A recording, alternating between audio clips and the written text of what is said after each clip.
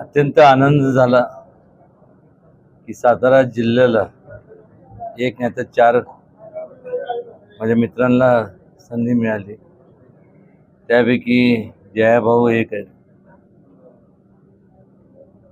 तसं पाहायला गेलं तर आता आम्ही सगळे पदावरती आहोत, पण आमची मैत्री जेव्हा काही पद नव्हतं, कोणी आम्हाला ओळखत नव्हतं तेव्हापासूनची आहे. आणि मला खात्री आहे एकंदरीत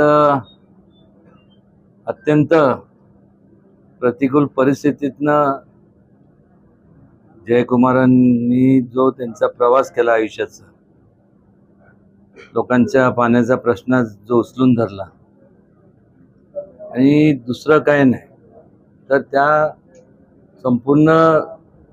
संपूर्ण जो परिसर आहे, दुष्काळी भाग, त्याला एका काळी आपण म्हणजे त्याला त्याचं अशी व्याख्या लोक देत होते. आज त्या संपूर्ण ठिकाणी गेल्यानंतर आज हिरवंगार आपल्याला जेव्हा पाहायला मिळतं, तर अनेक लोकांचं, अनेक कुटुंबाची प्रगती पाहत असताना खऱ्या अर्थाने आज जे मोठं यश जयाभाऊ म्हणा किंवा इतर जेवढे जे काही आज या संपूर्ण या जिल्ह्यातले जे आमदार संपूर्ण महायुतीचे जे निवडून आले, त्याचं मूळ कारणच हे आहे की एक सकारात्मक दृष्टिकोन ठेवून या सगळ्यांनी वाटचाल केली. मला अजून आठवतं की ज्या वेळेस कृष्णा खोरेची स्थापना करण्याकरता मुंडे साहेबांकडे मी त्यावेळेस गेलो होतो की आपण हे असं करावं, कारण की हा संपूर्ण जो भाग आहे, खंडाळा असेल, मान, खटाव, हे तिथं अक्षरशः म्हणजे लोक तिथं जन्माला आले आणि म्हणून राहायचे, कारण की काय करणार काय. आणि त्या काळात सुद्धा नोकरीच्या शोधात विस्थापित कामाच्या निमित्त असेल, मग काय ह्या भागातले सुद्धा परळी किंवा ह्या संपूर्ण डोंगरी भागातल्या जवळीतले, जसं ह्या भागातले खालचे दुष्काळी भागातले हे लोक हे आपलं पोटाचं खळगा आणि भरण्याकरता, स्वतःच्या कुटुंबाचा उदरनिर्वाह करण्याकरता या लोकांनी संपूर्ण मोठमोठ्या शहराकडे धाव घेतली. आणि आता ज्याला आपण त्यावेळेस मायग्रेशन म्हणतो की इथून ते तिकडं मायग्रेट झाले. आज या ठिकाणी या संपूर्ण चारी जे काही सगळे आहेत, मग जयाभाऊ असतील, शिवेंद्रराजे असतील, शंभूराज असतील, शिवेंद्रराजे असतील, या सगळ्यांनी आणि सगळ्या आमदारांनी प्रयत्न करून जास्तीत जास्त कारखानदारी या संपूर्ण भागात आणावी, जेणेकरून जे लोक त्या भागातले ते मोठ्या शहराकडे गेले त्यांचं रिव्हर्स मायग्रेशन झालं पाहिजे आणि परत आले पाहिजे. प्रत्येकाला वाटतं की आपण आपल्या गावात राहावं, कामानिमित्त जाणं मुंबई हे ते ठीक आहे, पण शेवटी एक प्रकारची जी एक ओढा असतो त्या जन्मभूमी हीच आपली कर्मभूमी असावी.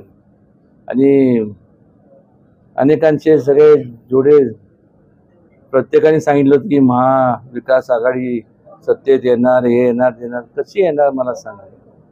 आज कामं महायुतीच्या माध्यमातून, मग देवेंद्रजी असतील, एकनाथ शिंदे साहेब असतील, अजितदादा असतील, या आणि त्यांच्या संपूर्ण सहकार्याने आणि ह्या सर्व जोडे त्यावेळेस जे आमदार होते या लोकांनी कष्ट केले, म्हणून आज जो निकाल लागला हा ना भूतो ना भविष्य. आणि मला खात्री आहे की सातारा जिल्ह्याचा आता कायापालट मोठ्या प्रमाणात होणार, याबद्दल शंका कोणाच्या म्हणजे लोकांच्या मनात पण नाही.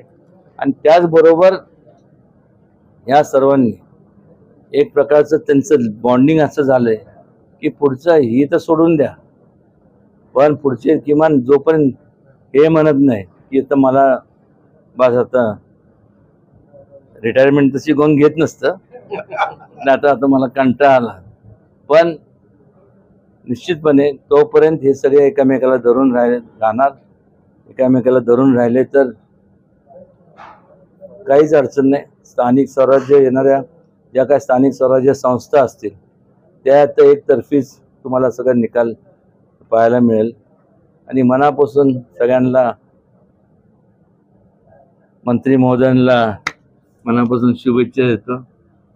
फक्त आता एकच आम्ही एक खंत सगळ्यांच्या मनात आहे की या चौघांकडनं एक चांगली पार्टी मिळावी.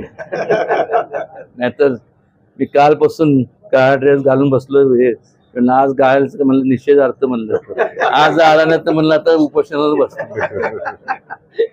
गमतीचा भाग जाऊन द्या, पण मनापासून केंद्र शासनाच्या माध्यमातून यांनी सर्वांनी जेवढे आमदार आहेत, मंत्री आहेत, सगळे जे संपूर्ण प्रतिनिधी आपण द्या एकत्र मिळून केंद्रातल्या ज्या योजना त्या इथं जास्तीत जास्त आपण राबवूया. राज्य शासनाच्या माध्यमातून तर हे सगळे करतीलच, पण मनापासून सगळ्यांना त्यांच्या भावी वाटचालीसाठी भरभरून खूप खूप शुभेच्छा.